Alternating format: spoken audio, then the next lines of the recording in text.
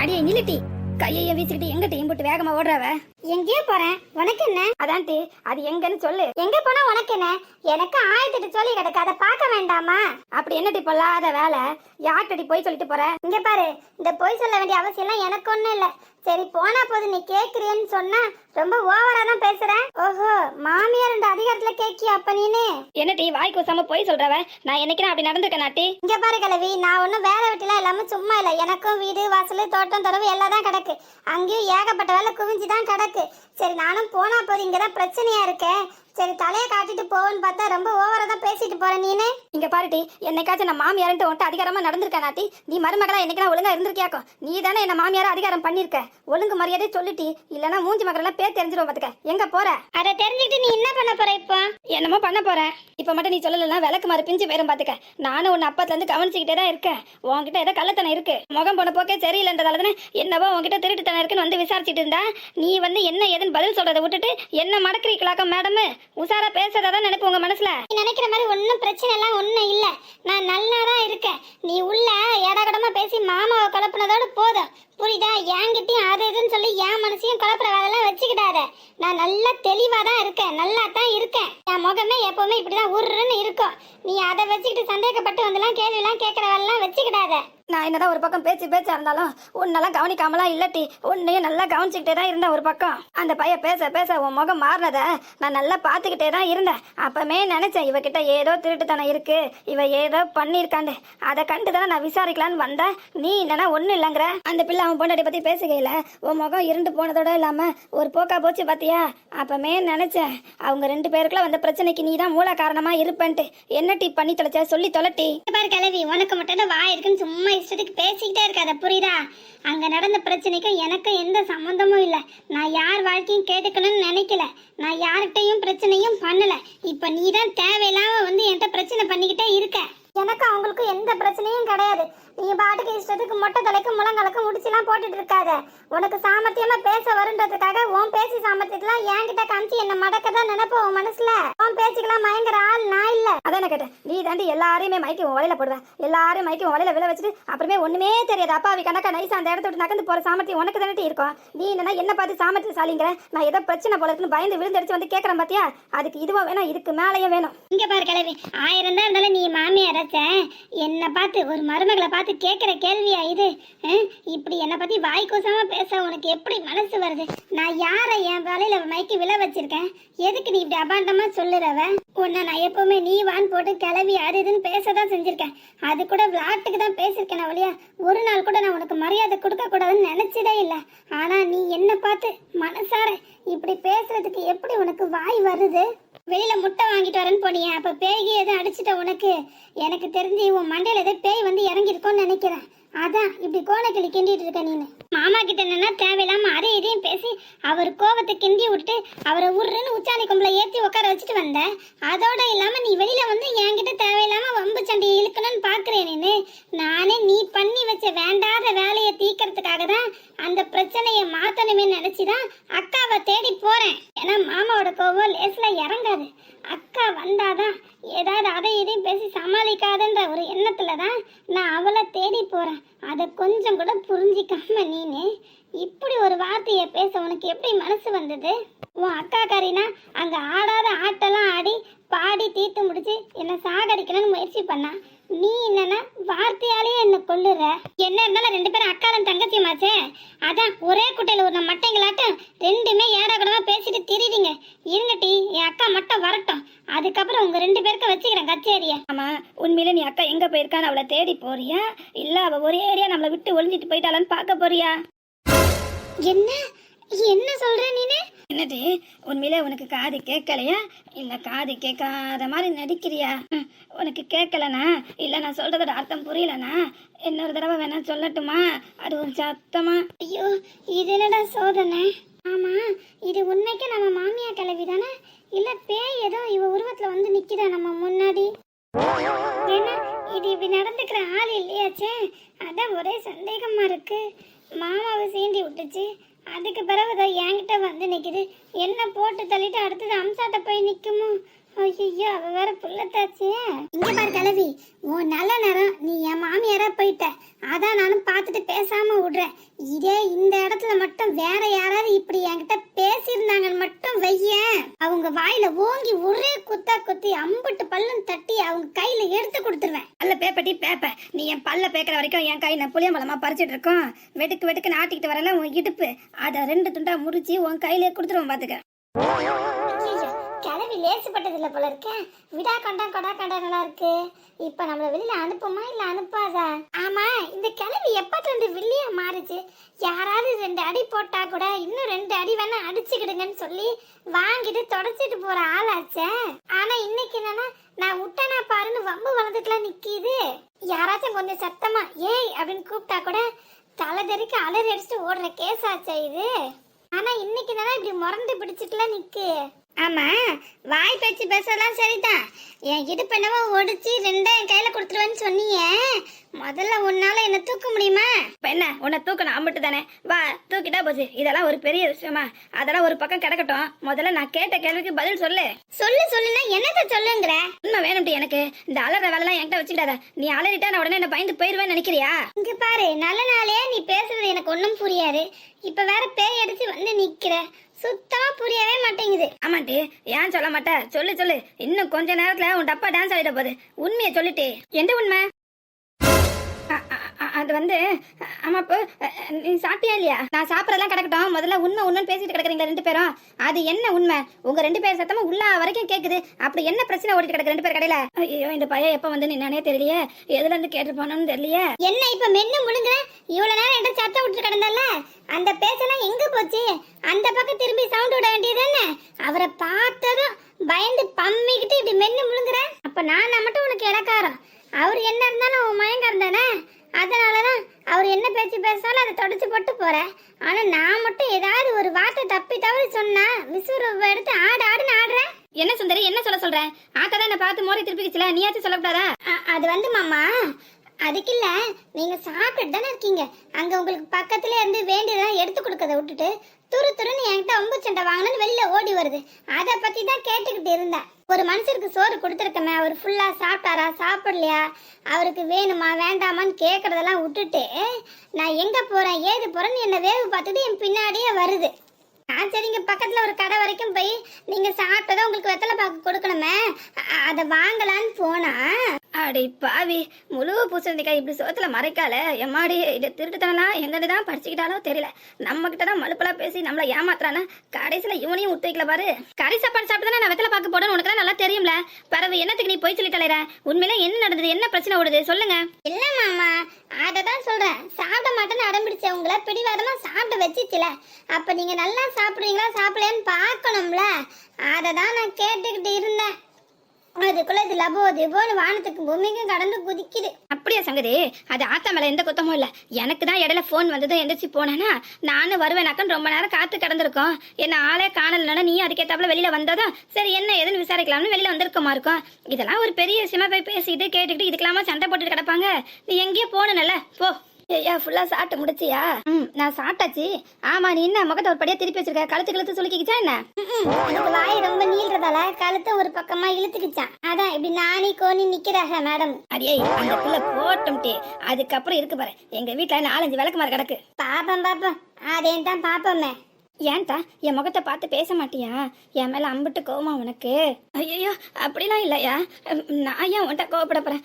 நான் தான் பேசக்கூடாத வார்த்தைலாம் பேசி தேவையில்லாம உன்னை கோவப்படுத்திட்டேன்னா அதான் உன் முகத்துல எப்படி முழிக்கிறதுன்னு ரொம்ப சங்கடமா இருந்துச்சு.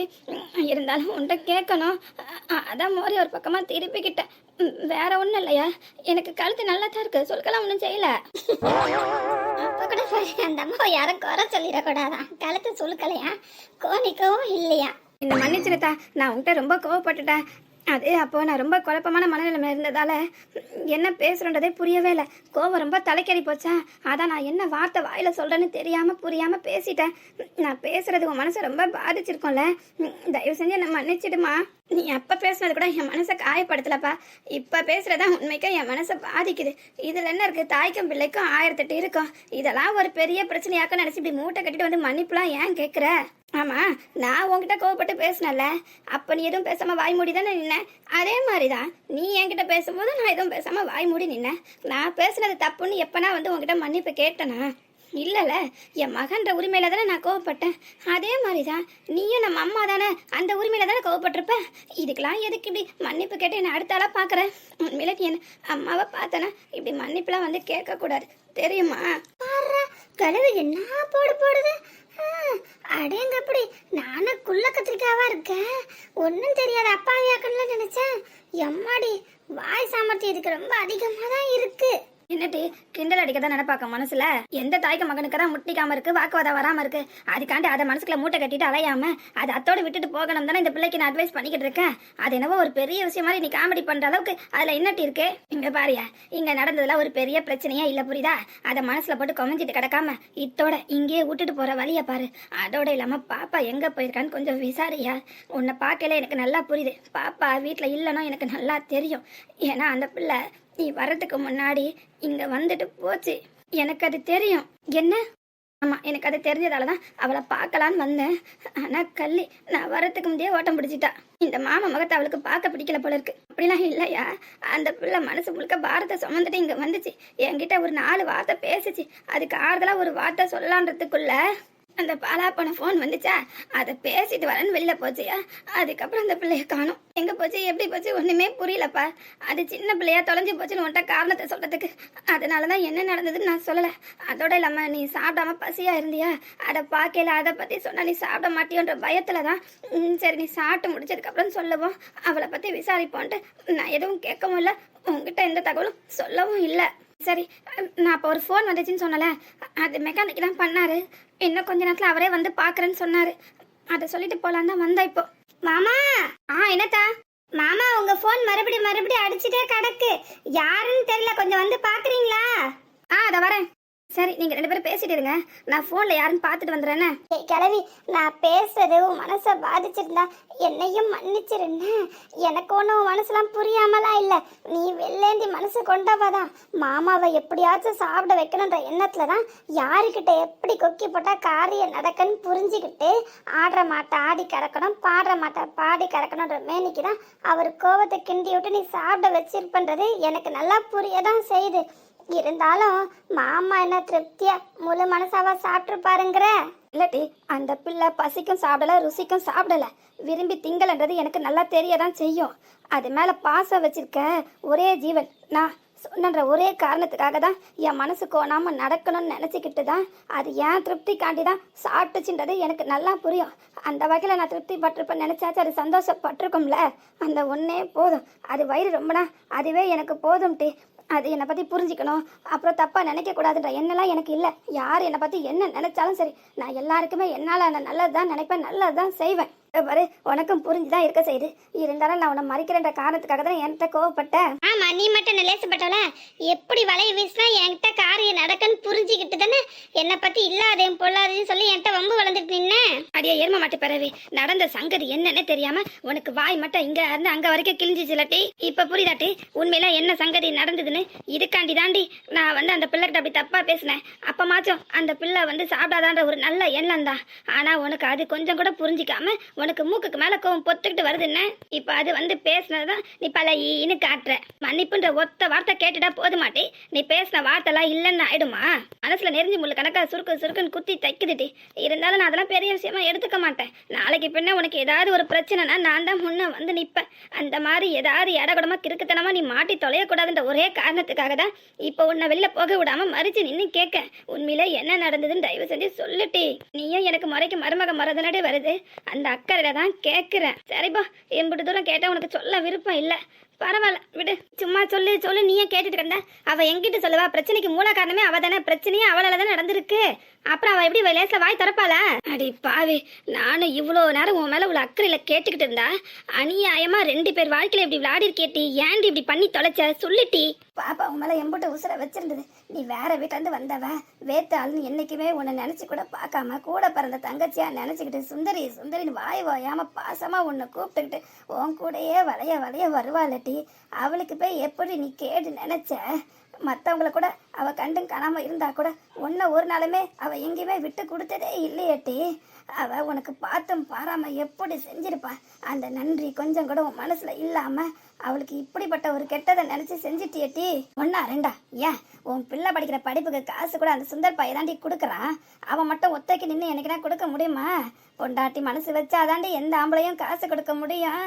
கூட பிறந்த பரப்பா இருந்தாலும் சரி, மாமியார் வீட்டு சனமா இருந்தாலும் சரி, யாருக்கா இருந்தாலும் பொண்டாட்டி அசைஞ்சு கொடுக்காம எந்த புருஷன்காரனாச்சும் மற்றவங்களுக்கு உதவி செய்வானா? சே, நீ எல்லாம் ஒரு பொம்பளை வெளில சொல்லிக்காதட்டி. அதுவும் உன்னை மருமகன் நினைச்சு பார்க்கையில எனக்கு ரொம்ப வெக்கமா வருது. என்னமா நீ இந்த வீட்டு பக்கம் தலை வச்சு படுக்காதட்டி. போட்டி, நீ ஒரு அளவு சொல்லி தொலைக்க வேண்டாம் போ. எனக்கு எதுவுமே கேட்க விருப்பமே இல்லை. நீ எப்போ அவங்க 2 பேர் வாழ்க்கையில விளையாடி மண்ணள்ளி போட்டுட்டியோ என்னமே உனக்கும் எனக்கும் எந்த ஒட்டுறவும் இல்லை. கூட பிறந்த பரப்பா நினைச்சு பழகல அவளுக்கு குழிய வெட்டிட்டியே. அதோட நீ பேசாம அவளை கொண்டு போட்டிருக்கலாம். அதை விட்டுட்டு அக்கா அக்கான்னு அவ கூட நல்ல விதமா பழகி அவ வாழ்க்கைய குழி தோண்டி புதைச்சிட்டேட்டி. போட்டி, இன்னும் ஏன்டி மூஞ்சி அப்படி சோகமா தொங்க வச்சுக்கிட்டு நடிக்கிற? இப்படி நடிச்சே தாண்டி அவளையும் மயக்கி அவ வாழ்க்கையும் கெடுத்து இப்ப கடைசியில கேள்விக்குறியில வந்து நிக்குது. போட்டி போ. அந்த 2 பிள்ளைங்களை திக்கு கொண்டு தசை கடமா நின்று தவிக்கிறத பார்க்கும்போது என் மனசு என்னவோ பண்ணுது. அடியை இம்புட்டு சொல்ற கொஞ்சமாச்சும் அசைஞ்சு கொடுக்கல பாரு. இப்ப என்னதான் உன் பிரச்சனை? எதுக்காக இப்படி மூஞ்சி முறையில தொங்க போட்டுட்டு வந்து நிக்கிற? என்னன்னு சொல்றீங்க? ஒன்னா இல்ல ரெண்டா? இல்ல எதன்னு சொல்லுவேன், எப்படின்னு சொல்லுவேன்? இங்க பாருங்க மாமா, இப்ப வர வர உங்க அம்மா போக்கே சுத்தமா சரியில்லை. எதுக்கு எடுத்தாலும் பூத கடையை வச்சுட்டு குத்தம் கண்டுபிடிக்கிற மாதிரி ஏதாவது குறை சொல்லிக்கிட்டே இருக்காங்க. நானும் சரி இப்ப சரியாயிரும், நாளைக்கு சரியாயிரும், கொஞ்சம் விட்டு பிடிப்பன்னு பார்த்தா அவங்க மாறுற மாதிரி சுத்தமா தெரியவே இல்லை. அவங்களோட அடாவடித்தனமும் அடக்குமுறையும் நாளுக்கு நாள் அதிகமாக்கிட்டே போத ஒழிய குறைஞ்ச பாடே இல்லை. இப்ப நீ எதுக்கு இங்க வந்த? எங்க அம்மாவை பத்தி குறை சொல்றதுக்காண்டி தான் வந்தியாக்கும். அப்போ உன் தங்கச்சி மேல உனக்கு அக்கறையோ பாசமோ துளி கூட இல்ல. அவ சாகிறத பத்தி உனக்கு கவலையும் இல்ல. அதை தடுக்கிறதுக்காண்டியும் வரல. நீ வந்தது எங்க அம்மாவை பத்தி குறை சொல்றதுக்கு மட்டும் தானே. இதுக்கு அதுக்கு என்ன சம்பந்தம் இருக்கு? இப்ப எங்க அம்மாவை பத்தி குறை சொல்லணும்னு என்ன அவசியம் வந்திருக்கு? ரெண்டுத்துக்கும் சம்பந்தம் இருக்கிறதாலதான் நான் இதெல்லாம் பேசிட்டு இருக்கேன். இல்ல நான் பேசுறதுக்கு பைத்தியமா என்ன? நீங்க முதல்ல கொஞ்சம் அமைதியா நான் என்ன சொல்ல வரேன்றத காது கொடுத்து கேளுங்க. அப்பதான் உங்களுக்கு முழு சங்கதியும் புரியும். நீங்க இப்படி இடையில மறைச்சு பேசுறதால நான் என்ன சொல்ல வரேன்றது யாருக்குமே புரியாது. பாப்பாக்கா, அண்ணா என்ன சொல்றாங்கன்னு கொஞ்சம் கேளுங்கக்கா. நீங்க சொல்ற இந்த கதை உங்க வீட்டுல எல்லா நாளும் நடக்கிற சங்கதி தானே. என்னவோ புது கதையை சொல்ற மாதிரி நீங்களும் சொல்லிக்கிட்டு இருக்கீங்க. அதான் அண்ணா அப்படி சொல்றாரு. இது ஒண்ணும் புது கதை இல்ல, பழைய கதை தான். ஆனா இன்னைக்கு நடந்த கூத்துக்கும் அதுக்கும் சம்பந்தம் இருக்கிறதாலதான் நான் சொல்லிக்கிட்டு வரேன். அது சரிதான். இப்போ என்ன சங்கதியோ அதை மட்டும் பேசு. அதை விட்டுட்டு பழைய கதெல்லாம் கிண்டதெல்லாம் நாரிட்டு தானே கிடக்கும். அதெல்லாம் நமக்கு தேவையா? வேண்டாத குப்பையெல்லாம் அப்பவே தூக்கி எறியதை விட்டுட்டு அதை எதுக்கு மூட்டை கட்டிட்டு வரணுங்கிறேன். ஆமா மாமா, நீங்க இப்படி இடம் மறைச்சு பேசிக்கிட்டே இருக்கதால நான் சொல்ல வர அர்த்தமே மாறி போய் அது தப்பாதான் வந்து நிக்கும். உங்களுக்கு என்னடா இவ நம்ம அம்மா பத்தி குறை சொன்னாலே மட்டும்தான் கோவம் வருது அப்படியே. நான் என்ன சொல்ல வரேன்றதை நீங்க காது கொடுத்து கேட்கவே மாட்டேங்கிறீங்க. சரி, நான் அமைதியா கேட்கறேன், சொல்லு. நான் கல்யாணம் ஆகி ஆரம்ப காலகட்டத்துல உங்க அம்மா எப்பவுமே நான் சரியா சோறு பொங்குறது இல்ல, நேரத்துக்கு அவங்களுக்கு பொங்கி போடுறது இல்லைன்னு மட்டும்தான் குறை சொல்லிக்கிட்டே இருந்தாங்க. நானும் சரி அவங்க வாயில என்னத்துக்கு நிக்கணும்ட்டு வெள்ளன சீக்கிரமா எந்திரிச்சு எல்லா வேலையும் மலமலன்னு முடிச்சு வச்சதும் அதை பத்தி அவங்களுக்கு பேச வாய் இல்லாததால இப்போ குழம்புல உப்பு உரப்பு இல்ல, கூட்டு நல்லா வைக்கல, காய் வதங்க மாட்டேங்குது, வேக மாட்டேங்குது, அரை வைக்கடா பொங்கி போட, ஏதோ கடமைக்கு செஞ்சு தரான்ட்டு இல்லாதையும் பொல்லாதையும் சொல்றாங்க. ஐயோ, நான் வடக்கனா இவ தெக்கங்க. நீ எதுக்கு இதெல்லாம் ஒரு பெரிய விஷயமா நினைச்சு பேசிக்கிட்டு இருக்க? மாமியாருன்னு இருந்தா ஏதாவது ஒண்ணுன்னு சொல்லிட்டு தான் கிடப்பாங்க. அதை நம்ம கண்டு காணாம தான் போகணும். அவங்களுக்கு வயசாகிட்டே போகுதுல்ல, அதனாலதான் ஏதாவது புலம்பிட்டே கிடப்பாங்க. வயசாக அவங்களும் குழந்தையா மாறிட்டு போவாங்கல்ல, அதை நினைச்சு விட்டுட்டு போவியா? அதை விட்டுட்டு அதை ஒரு பெரிய விஷயமாக்கிட்டு இருக்க. நானும் நீ இப்படி வந்து நின்னதும் என்னமோ ஏதோன்னு பயந்து அடிச்சு வந்து நின்னு கேட்டா கடைசியில உப்பு சப்பு இல்லாத விஷயத்தையா இவ்வளவு நேரமா நீட்டி முளைக்கிட்டு கிடக்குற? இதையெல்லாம் மூட்டை கட்டிட்டு வந்து இங்க வந்து நின்று சொல்லிட்டு இருக்க பாரு. இதை நினைக்கும் போது எனக்கு சிரிப்பா தான் வருது. ஆமா, உங்களுக்கு சிரிப்பு வராம இருந்தாதான் ஆச்சரியம். நானும் முதல்ல நீங்க சொல்றபடிதான் நினைச்சுக்கிட்டு இருந்தேன். ஆனா போக போக தானே என் மாமியார் சாயம் இப்ப வெளுக்குது.